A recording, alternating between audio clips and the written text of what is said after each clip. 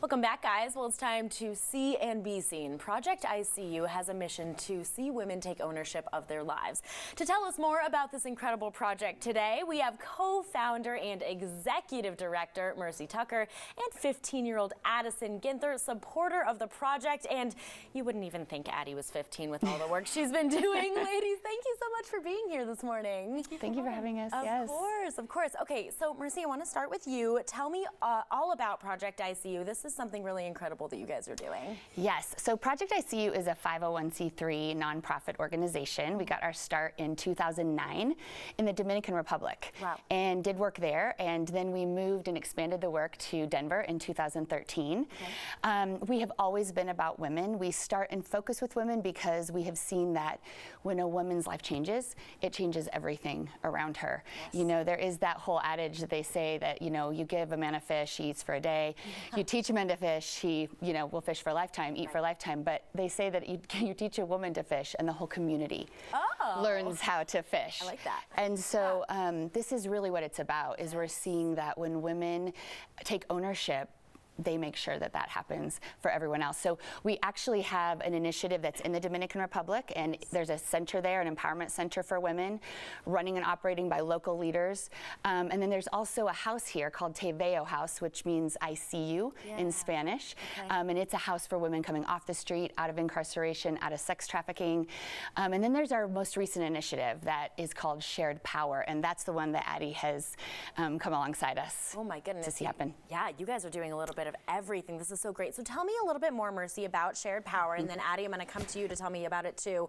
Tell us, you know, what it looks like, what it's doing for all these women. Yes. So Shared Power happened actually because of COVID. It was a pivot, a shift that we had to take because we couldn't immerse people in the DR, we couldn't immerse people in Denver, and so we ended up running a pilot program with a single Black mom to see her own home, saw her all the way through the process, and at the end there was $10,000 that she needed to put down that she didn't have. So we ended up stepping out and saying, let's see if we, you know, make this happen, what will this look like for her? Yeah. And I think, like anyone that knows homeownership, on the other side of that, this was life changing for her. Definitely. And we also saw a couple of women-owned businesses that were about to close their doors because of COVID, keep them open because of support. One of those businesses now, Sweet Sweets, is top 10 in Denver for desserts, right? So we just realized that we were onto something. So in 2021, we said $10,000 for 10 women. In 2021, got that completely funded. And then 2022, we said 22 for 22. Let's see 22 women funded. Wow. To this day, we have seen 25 women get the grant, $250,000. And we just keep rolling. There's something that's setting us apart is really the fact that women, as they come together like this, we have cohorts that meet for the homeowners and cohorts that meet for the business owners. Yeah. As women come together like this, they just want to see this keep happening. They just want to give back. And so it is really taking off. Definitely. Oh my goodness, you guys are doing so much incredible work. Well, Addie, I have to come to you now. Tell me how you're involved in Project ICU and how you got started. Well, I've always been one to give back to my community, and when I heard about the dinner event that they had, I knew that it was only for adults, but I asked Mercy and I was like, hey, can I come? Yeah. And she was like, yeah, of course.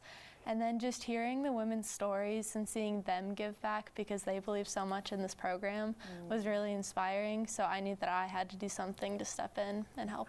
I see future president vibes right here. That is so incredible that you are doing so much work at such a young age. This is so great. And Mercy, I have a feeling that Addie here is, you know, not telling us the full story. In the last like 30 seconds here, tell me more about how she's really been helping you guys. Yeah, I mean, this is our hope, right? Like, I feel like students like Addie and just this generation who are deciding to take on a cause and make it be more about them, you know, something else other than just themselves.